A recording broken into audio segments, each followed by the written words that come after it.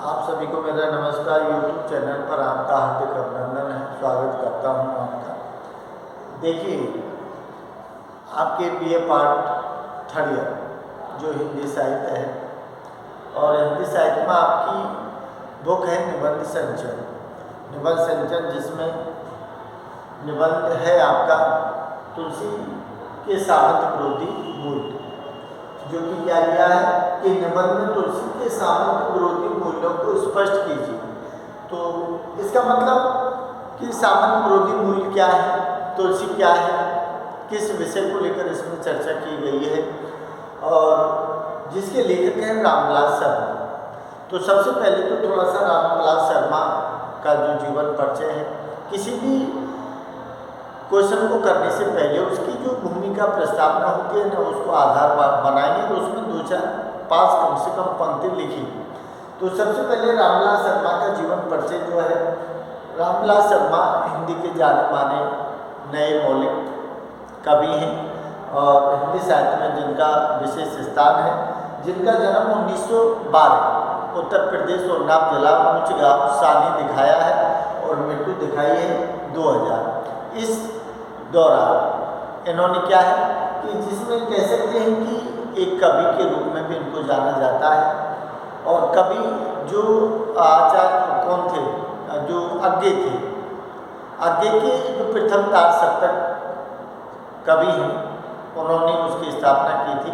तो प्रथम तार सप्तक के कवि के उसमें उनकी कविताएं जो हैं वो संकलित की गई हैं और एक आलोचक के रूप में भी जाना जाता है, एक निबंधकार के रूप में भी, और भाषा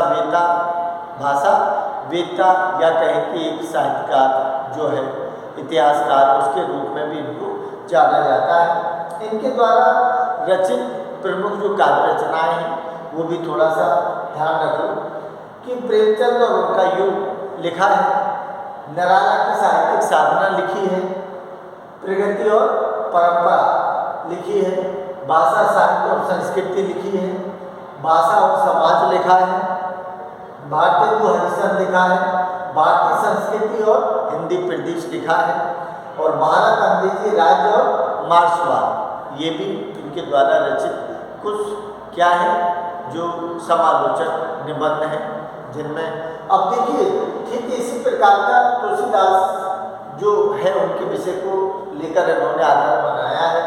तुलसी के सामंत विरोधी मूल निबंध में तुलसी के सामंत विरोधी मूल्यों को स्पष्ट कीजिए। इसका मतलब क्या है? इसका मतलब यह है कि हो सकता है कि रामविलास शर्मा जी के समय में कुछ लेखक कवि कुछ ऐसे होंगे जिन्होंने ये कहा होगा, भाई तुलसी के काव्य में सामंतों की कहीं विरोधात्मक स्थिति नहीं मिलती है, जबकि मुगल काल में जन्मे हैं और अकबर के समकालीन कवि हैं कौन?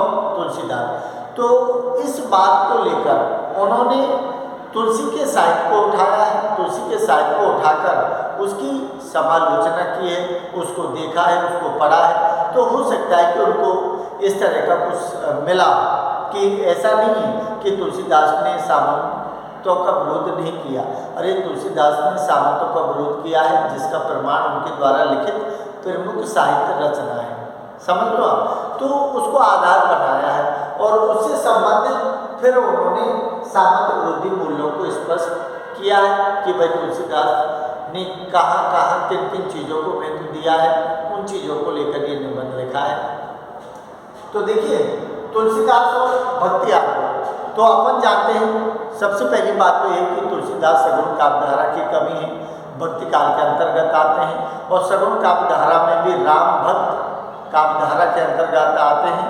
और राम भक्त का मतलब है कि जो तुलसीदास ने रामचरितमानस लिखी है हिंदी में, जो वाल्मीकि द्वारा लिखित रामायण, उसका हिंदी रूपांतरण किया है, उसमें मर्यादा पुरुषोत्तम प्रभु श्री राम के जीवन चरित्र को आधार मानकर पूरा वर्णन किया है, और उनके माध्यम से प्रभु सगुण साकार की महिमा, उनके हिंदू धर्म सनातन धर्म में उसका प्रचार प्रसार में बड़ा योगदान दिया है, और प्रभु श्री राम की महिमा पूजा अर्चना घर घर पहुँचाने का संदेश दिया है।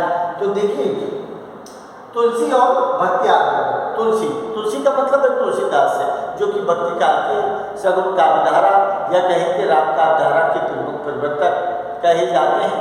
तुलसीदास की भक्ति दास भाव की है, स्वामी और सेवक भाव की है, जिसमें भक्ति का आलाप है। इसका मतलब है कि तुलसीदास जो उत्तर भारत से शुरुआत किया था, उसमें तुलसीदास की मैंने भूमिका दिखाई है। तुलसीदास ने हमारे धर्म जो है उसका प्रचार प्रसार घर घर तक पहुँचाने का काम किया है। तो भक्ति आंदोलन में उनका महत्वपूर्ण योगदान रहा है। इसका मतलब है कि भक्ति आंदोलन सर्वप्रथम कहाँ से चालू हुआ? अरे सर्वप्रथम तो दक्षिण भारत जो है वहाँ से दिखाया है। दक्षिण भारत में आलवार और नैनवार जो संत थे, जो शैव भक्त थे, जो विष्णु भक्त थे, उनके द्वारा भक्ति आंदोलन की शुरुआत की गई थी और वो पूर्व से लेकर पश्चिम और उत्तर से लेकर दक्षिण तक फैल गई थी। वही भक्ति आंदोलन है ये। और वहाँ उत्तर में आते आते रामानंद और कौन तुलसीदास, इन्होंने उसको संभाला और उसको पूरे राष्ट्र में फैलाने का काम किया, अपने धर्म का प्रचार प्रसार किया। तो तुलसी और उनकी भक्ति आंदोलन की बात इसमें दिखाई है। समझ लो कि कहीं भी राजा महाराजा सामंत उनसे कहीं नहीं दबे, वो दिखाया है। यहाँ सामंत विरोधी मूल्य दिखाया है। सामंत विरोधी मूल्य क्या है? सामंत विरोधी मूल्य का मतलब है कि जो राजा होते थे, राजाओं के नीचे सामंत होते थे, तो सामंतों की हुकूमत राजाओं की तरह चलती थी। समझ लो, उनके दरबार में रहकर जो हुक्म आदेश चलते थे, तो उनका ऐसा नहीं है कि तुलसीदास ने विरोध नहीं किया है। अरे तुलसीदास ने भी उनका विरोध किया है। अब ये जो सामंत विरोधी जो लहर चली थी, जिसमें दिया है कि भक्ति आंदोलन का उदय हुआ, भक्ति आंदोलन में अनेक समाज से जुड़े हुए अनेक संत हुए, तो एक बाढ़ सी उसकी लहर आती हुई दिखाई है। सारे जो भक्ति आंदोलन के जो कवि हैं, उन्होंने जो जनता है, जनता की भाषा, जन भाषा में अपनी काव्य रचना की है और उन सारी काव्य रचनाओं में सामंती विरोधी जो चीज़ें हैं, उन चीज़ों को विरोध किया है। क्यों? क्योंकि भारतीय जनता जो थी उनका शोषण, क्योंकि अकबर का समकालीन कवि है, तो अकबर की और शेषा सूर्य की इसमें जिक्र किया है। तो शेषा सूर्य अकबर के समकालीन जो बात दिखाई है, तो उसमें यह है कि भाई उन्होंने विरोध किया है सामंतों का, राजाओं के शासन व्यवस्था का, क्योंकि जनता के साथ अन्याय अत्याचार हुआ है। ऐसा नहीं है कि उन्होंने विरोध नहीं किया है, इसीलिए सामंती विरोध दिखाया है उसमें।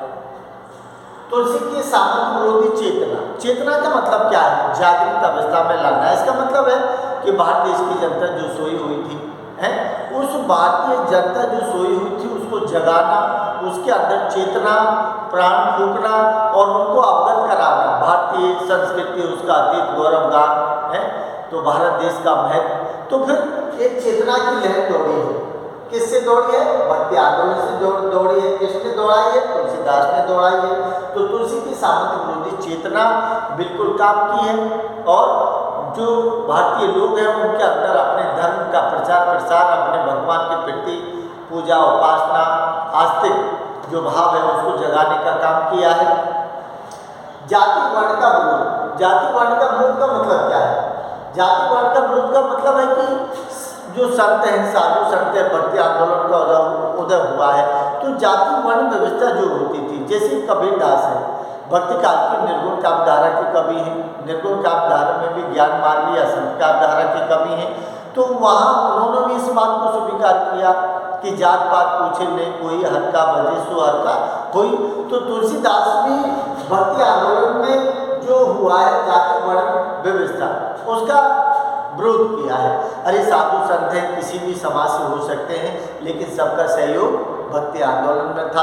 तो जात वर्ण, इसका मतलब है कि ब्राह्मण है, शूद्र है, क्षत्रिय है, वैश्य है, शूद्र है, तो इन सब की कोई व्यवस्था नहीं होती हुई दिखाई है। क्यों?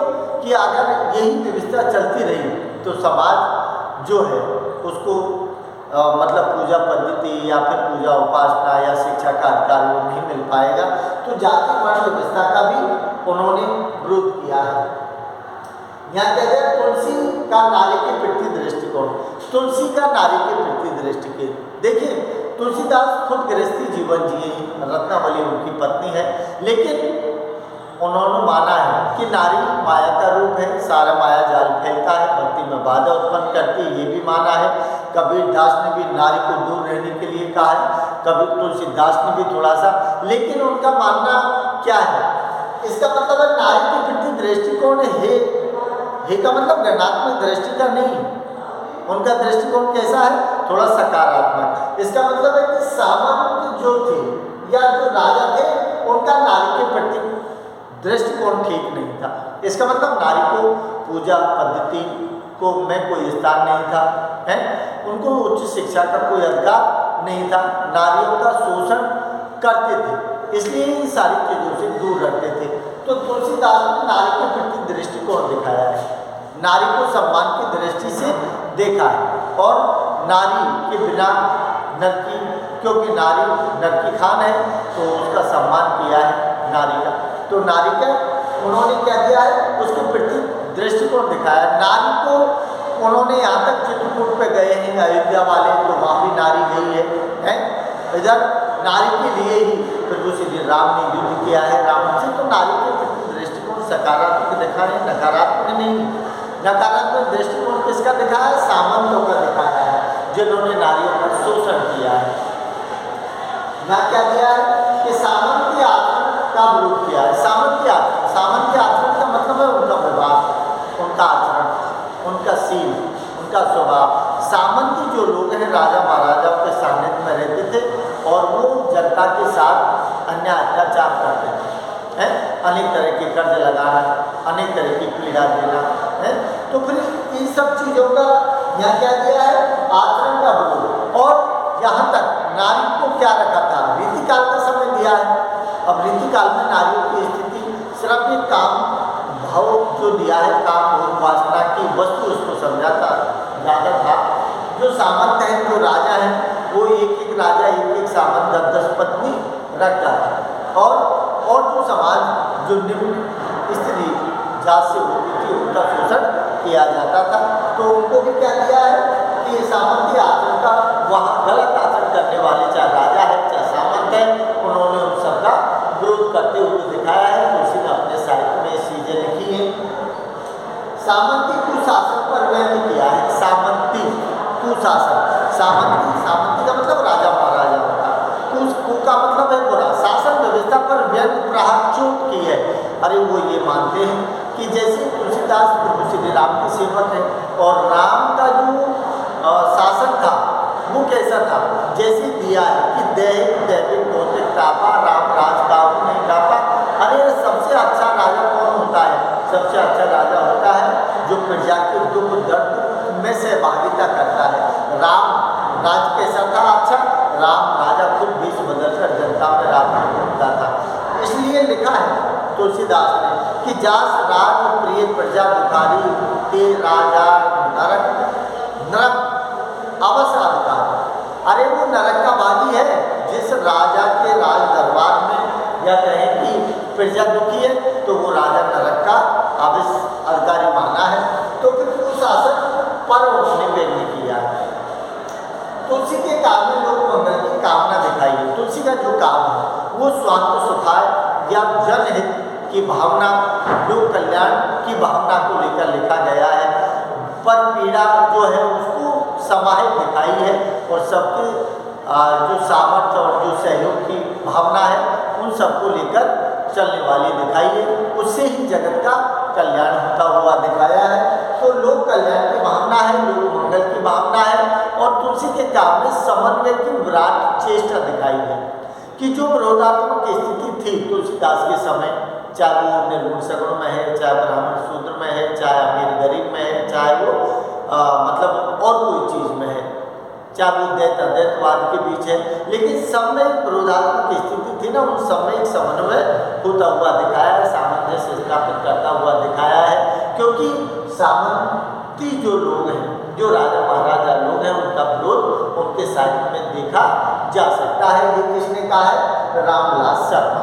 तो सामंती विरोधी मूल्यों को दिखाया है रामविलास शर्मा ने तुलसीदास के साहित्य में। ये थोड़ा सा ध्यान रखना। नमस्कार।